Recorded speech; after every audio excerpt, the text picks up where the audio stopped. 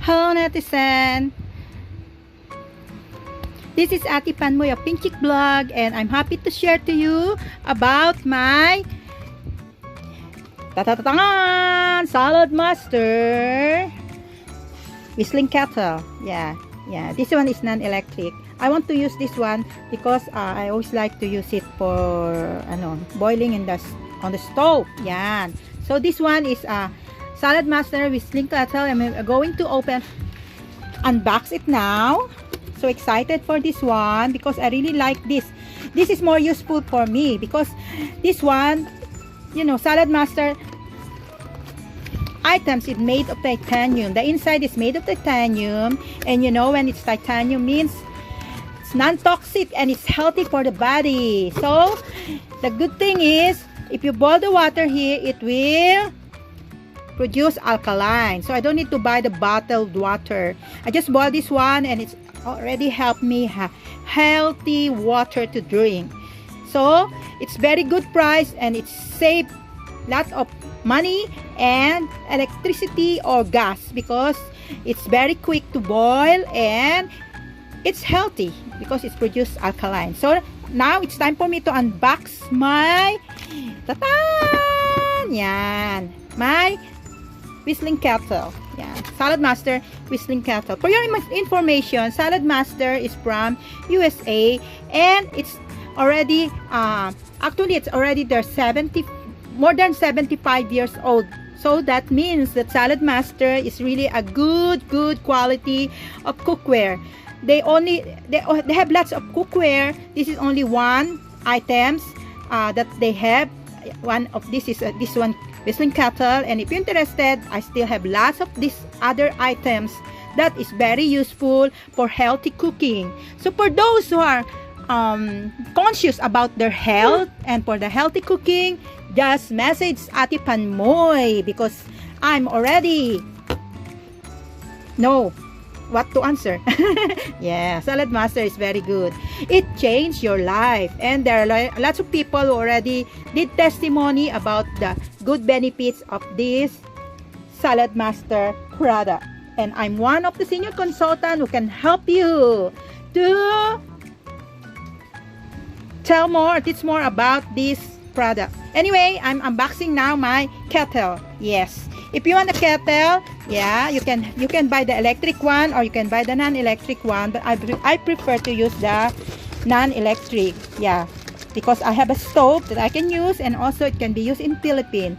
So life is what you make it. Cook more.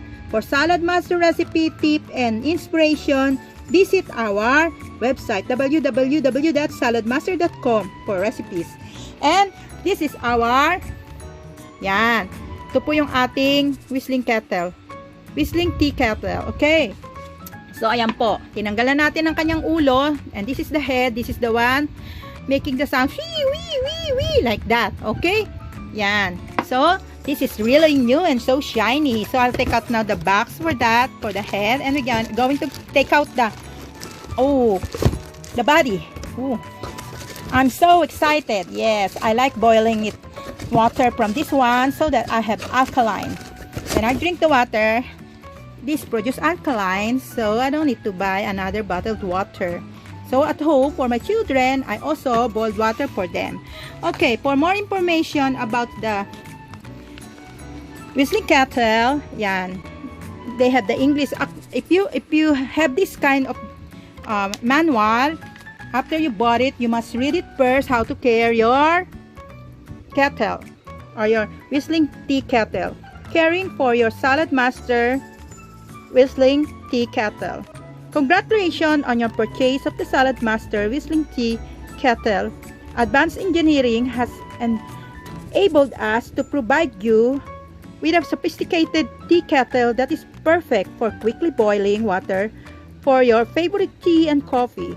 It has been designed for the use on all types of cooktops, including induction. So you can use it also in the induction. Okay, please take a few moments to acquaint yourself with the many convenient features of your tea kettle. Read the instructions in this booklet carefully to be certain you are using your tea kettle properly and to its fullest capabilities. This tea kettle is finely crafted product and needs no special care other than regular cleaning. Its superb quality is backed by a lifetime limited warranty. See warranty card for complete details. So this is our warranty card. Ayan, meron tayong warranty card syempre. So this is lifetime warranty. So if you get problem about that, you can go to our Saladmaster shop or you can message me. Anyway, I'm sure there will be no problem because this is lifetime use and good quality products. Okay. And then this tea kettle is a finely crafted product. Okay, nabasa na natin yan. So what? Next page. Okay. Important use and care. Your safety is our concern. Read all instruction before use. So, kailangan natin read the instruction before using this whistling kettle. Use handles and knobs when handling the tea kettle. As utensil may become very hot. So, be careful kasi it may be hot. So, be careful when you hold the handle and the knobs.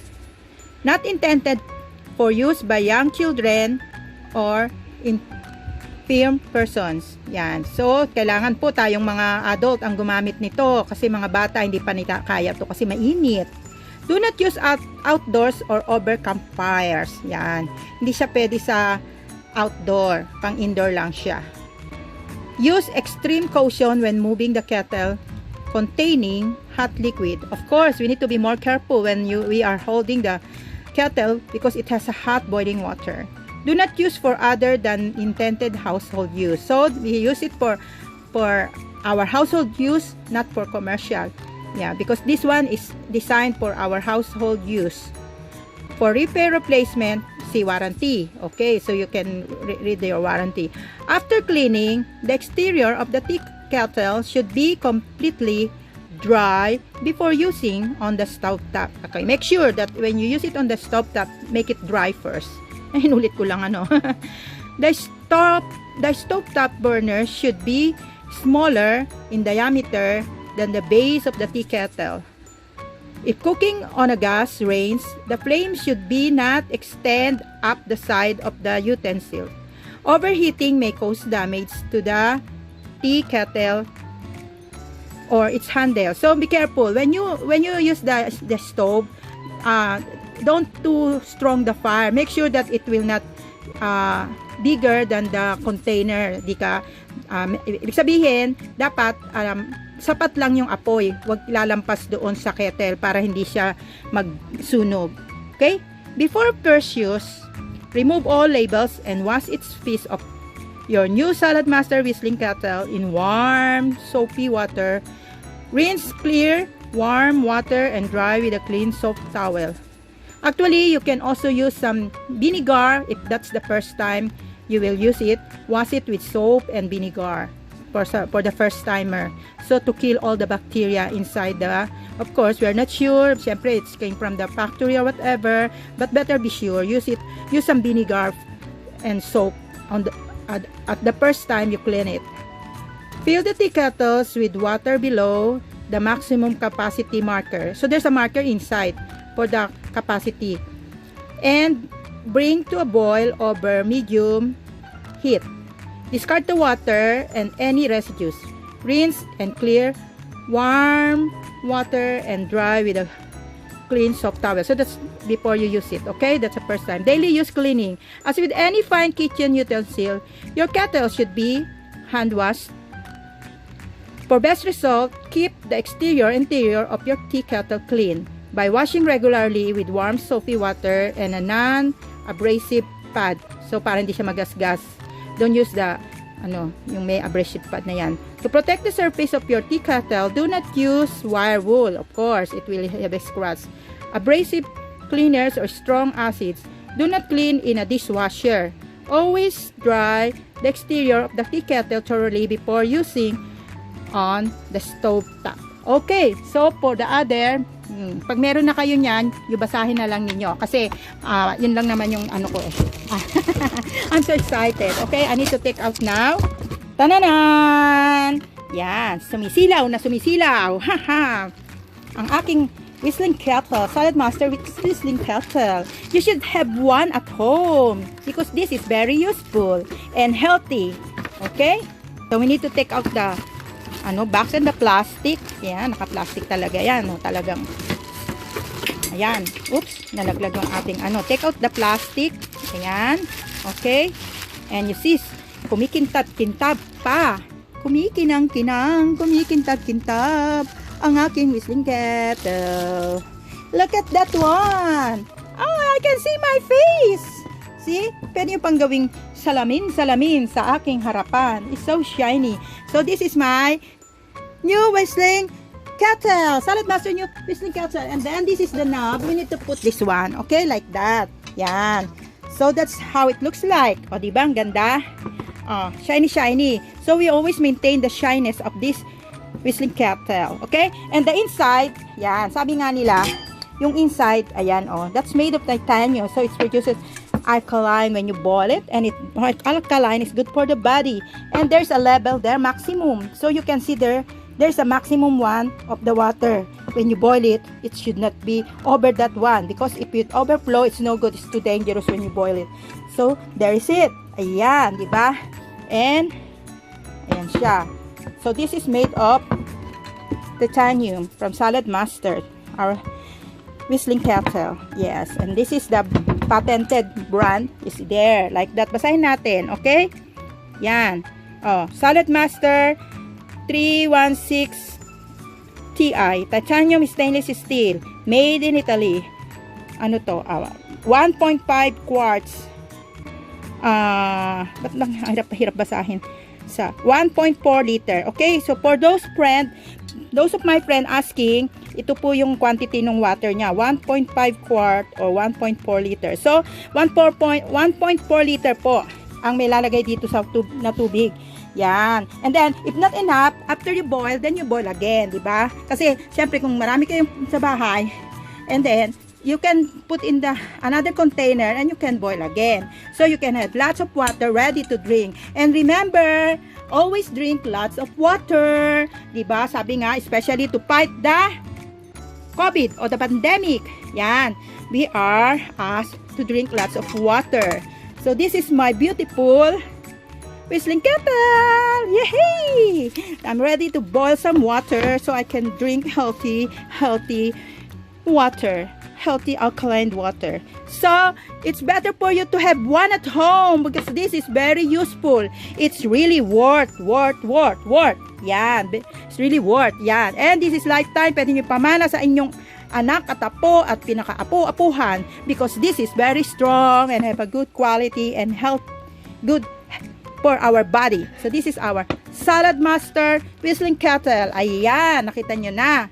So, if you're interested, just message Ate Panmoy of Pink Chick Vlog. And if you are in Hong Kong, I'm also happy to have a cooking show for you, healthy cooking show. Just message me for booking. Yan. Ganito na lang po. And, yan. Nagmamodel na si Ate Panmoy. This is Ate Panmoy of Pink Chick Vlog. Don't forget to subscribe my YouTube channel. Bye-bye. Tilaling, tilaling. Up. Bye-bye. Be happy, be healthy, keep trusting the Lord.